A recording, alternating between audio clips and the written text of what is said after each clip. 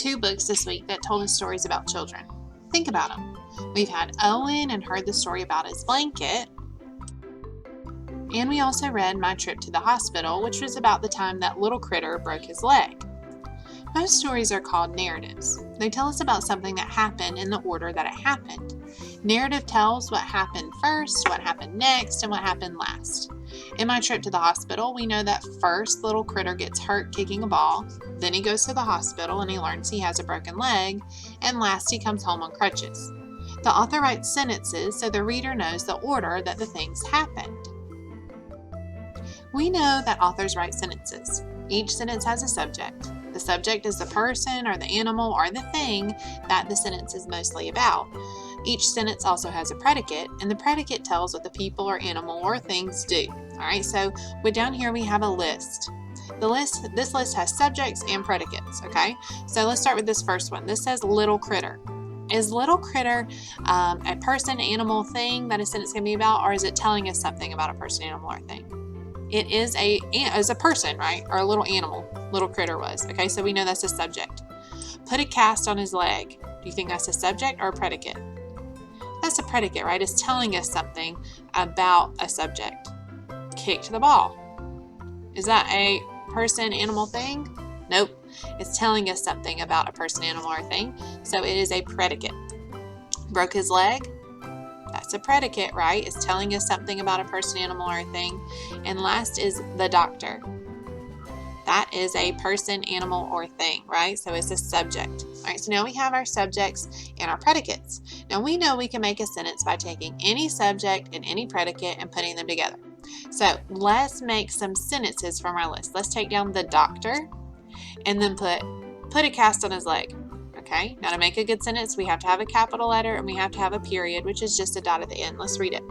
The doctor put a cast on his leg. Is that a good sentence? Yeah, that we have a subject, a predicate. It makes sense, right? It's not as silly when it makes sense. So let's change the subject to little critter. Now let's read it. Little critter put a cast on his leg. Well, this sentence is a good sentence. It has a subject, it has a predicate, it starts with a capital letter, and it ends with a period. But it doesn't really make sense, does it, right? Because little critter didn't put the cast on his leg at all, right? All right, let's try a different one. Let's leave little critter, and let's change it to kicked the ball. Okay? Little critter kicked the ball. Hey, that makes sense, doesn't it? It's got a subject and a predicate, starts with a capital and ends with a period, so it is a good sentence. All right, let's try this one. Broke his leg. Let's move this down here. Little critter broke his leg. Is that a good sentence? It is. It has a subject and a predicate. It starts with a capital letter and it ends with a period, which is just a dot. So little critter broke his leg. That makes sense, right? All right, now let's write out our sentences that we had that made sense. Okay, so let's start with little critter put a cast on his leg. Was that a good sentence? No, that doesn't make any sense. Let's change the predicate to kicked the ball. Okay, so now we have little critter kicked the ball. Is that a good sentence? It is. Let's write it out. Now I'm going to count out the words. Count with me. Little critter kicked the ball. That's 5 words. My first word is little. Start with a capital. Oh. Next word, little critter. How many words do I have? 1, 2. All right, what's next? Kicked the ball. And I'm going to end it with a period. Okay, so there's our first sentence. That's a good sentence. Okay, let's try a different subject and see if it makes sense. Let's try the doctor. Does that make sense? The doctor kicked the ball? No. What did the doctor do, though? He did put a cast on his leg, so I can drag this one down. Oh, come here, you. The doctor put a cast on his leg. That's a good sentence, right? So let's try that one out. The doctor put a cast on his leg. I got 8 different words. The first word is the. I'm going to start with a capital. You know that word. It's a sight word. Doctor put, I'm running out of space. I'm going to move it over. A cast on his leg. Okay. End it with a period. I've got another good sentence for my story. I'm going to put it down here. Let's try a next one. Let's try the doctor broke his leg. Is that a good sentence? No, the doctor broke his leg. That's not what happened. So that doesn't make any sense, does it? So why don't we change our subject then? And we'll change it to little critter. And now we have the sentence, little critter broke his leg. Okay, that makes sense. So let's write that one out. Let's write little, there's a space, critter. I'm running out of space, so we're going to move it over. So I have enough space to write it out. Broke, that's my next word, space, his, there's another space, leg. And then what do I need to end it with? A period. All right, so we've got 3 sentences that make sense.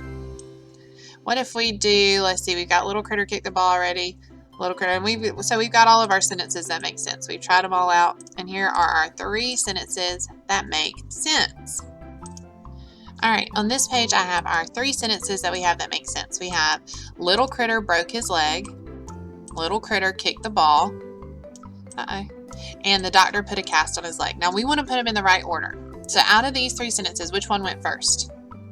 Little critter broke his leg. That was close to the front, but it really wasn't first. Little critter kicked the ball. Yeah, that happened first, didn't it? Okay, so we're going to put it over right down here as our first sentence. All right, now we need the second thing that happened in our story. Little critter kicked the ball. What's the next one? Little critter broke his leg. Great job. And then the next sentence, the doctor put a cast on his leg. That's the last thing that happened, right? I don't know what just happened right there. All right, so now we have a story. Little critter kicked the ball. Little critter broke his leg. The doctor put a cast on his leg. We want to make sure it's in order, and it is. That's the order that things happen. First, little critter kicked the ball. Then, little critter broke his leg. Then, the doctor put a cast on his leg. That's how you write a narrative. You want to make sure that it's in the right order.